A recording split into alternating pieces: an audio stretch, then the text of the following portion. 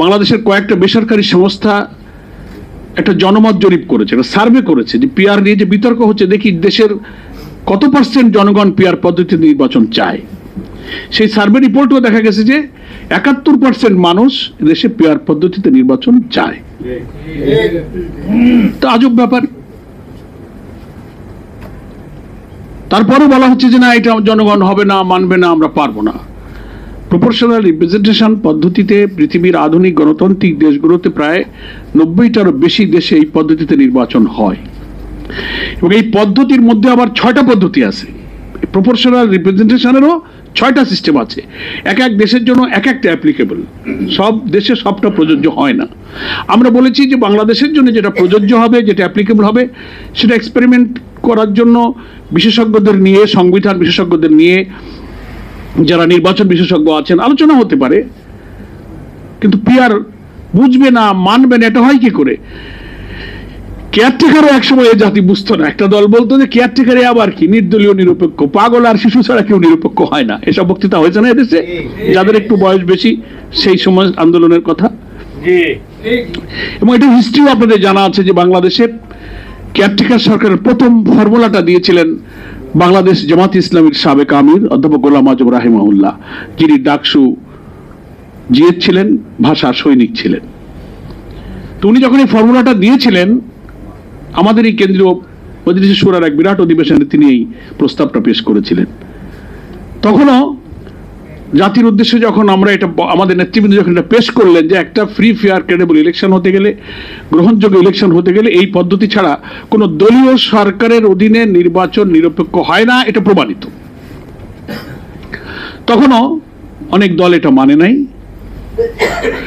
পরে ধীরে ধীরে যখন এটার বিশেষজ্ঞ পর্যায়ে আলোচনা হলো, চর্চা হলো, তখন এটা নিয়ে আস্তে আস্তে এক একটা দল, তারপরে আমরা সব দলই কিন্তু একমত হয়ে গেলাম, এবং এটা সংসদে কিন্তু গৃহীত হলো। এবং শাহাবুদ্দিন সাহেবের যে প্রথম নির্বাচন হলো 91-এ, তত্ত্বাবধায়ক সরকারের সেই অধীনেই নির্বাচন হলো। তারপরে এটাকে সাংবিধানিক রূপ দিয়ে আইনে পরিণত করা হলো। দুঃখজনক হলো তারপরে আবার এই কেয়ারটেকার পদ্ধতিটাকে বাতিল করে দেওয়া হয়েছে। সেই ইতিহাসের দিকে আমি যাবো না, সময় চলে যাবে। এই 54 বছরের শাসনকালে আমাদের সমস্ত রাষ্ট্রীয় অর্গানগুলো পলিটিসাইজ হয়েছে, করাপ্ট হয়ে গেছে, দলীয়করণ হয়েছে, দুর্নীতি নিমজ্জে। এই জন্য বলেছি আসেন আমরা বিদ্যমান কাঠামোটা চেঞ্জ করে ফেলি।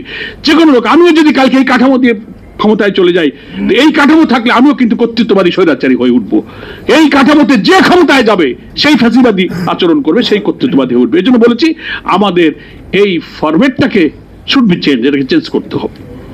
সেই কারণে এই সংস্কারের প্রশ্ন আসছে, এবং এখানে একটা ঐক্যমত্য হয়ে গেছে। আমরা বলেছি যে এই ঐক্যমত হওয়া বিষয়গুলোকে আইনি ভিত্তি দেন, এটা লিগ্যাল বেস দিয়ে দেন, তার ভিত্তিতে কামিং ইলেকশনটা হতে হবে।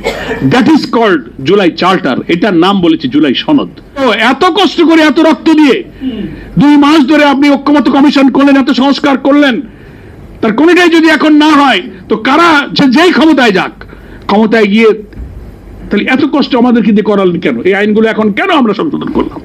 তাহলে তো ওই পার্লামেন্টের জন্য বসে থাকলেও তো যারাই ক্ষমতায় আসবে তারা গিয়ে নতুন আইন বানাবে। সেই অজুহাত দিয়ে পরবর্তী পার্লামেন্টে যে দেখে দিলে, তাহলে কেন এত কনসেনসাস কমিশন করলেন? চিফ অ্যাডভাইজারকে আমরা বলেছি, উনি তো যখন সব দলকে সর্বদলীয় বৈঠক ডেকেছিলেন, সেখানে উনি বলেছিলেন যে আমি রাষ্ট্রের সংস্কার না করে নির্বাচন করব না, এবং সংস্কারে কারা পক্ষে বিপক্ষে থাকছে আমি ওয়েবসাইটে দিয়ে দেবো, আপনারা সব দেখতে পাবেন। সবই যদি বাতিল করে পরবর্তী ইলেকশনের পরে গিয়ে যাদের হাতে ছেড়ে দিতে হয়, তাহলে এতগুলো আয়োজনের দরকারটা কি? ইলেকশন কমিশনার চিফ তিনি আর একটা কমেন্ট করে বসলেন মাঝখানে পিআর পদ্ধতি নিয়ে। তিনি বললেন যে এটা সংবিধানে নাই। আজব ব্যাপার, রাষ্ট্রে একটা সাংবিধানিক গুরুত্বপূর্ণ পোস্টে বসে সংবিধান আইন জানানো লোক উনি, সংবিধানে তো নির্বাচনের কোনো পদ্ধতি লেখা থাকে না। এভরি আফটার 5 ইয়ার্স একটা পার্লামেন্ট ইলেকশন হবে, এটা আমাদের সংবিধানের বিধান। কোন পদ্ধতিতে নির্বাচন হবে জনগণ, election commission will decide. PR পদ্ধতিতে হবে না তাও তো লেখা নেই। আরো যদি প্রশ্ন তোলেন সংবিধানে নাই, তো এই যে 26-এ যে ইলেকশন করতেছেন, এটা কি সংবিধানে আছে? গত ইলেকশন 24 একবার হয়ে গেছে, শেখ হাসিনা করে গেল। সংবিধান যদি এতই মানেন, তাহলে 24-এর পরে 5 বছর অপেক্ষা করতে হবে, 29-এ তাহলে ইলেকশন হবে। এখন 26-এর ইলেকশন হচ্ছে, সেখানে কোন সংবিধান? ইউনূস সাহেব আসছেন কোন সংবিধানে? এই জন্য মানে নিজেরা যখন আর কোনো বলার কিছু থাকে না তখন অজুহাতকে বাঙালিতে হাইকোর্ট দেখায় দেয়। তো এই বাঙালি বহুবার হাইকোর্ট দেখেছে।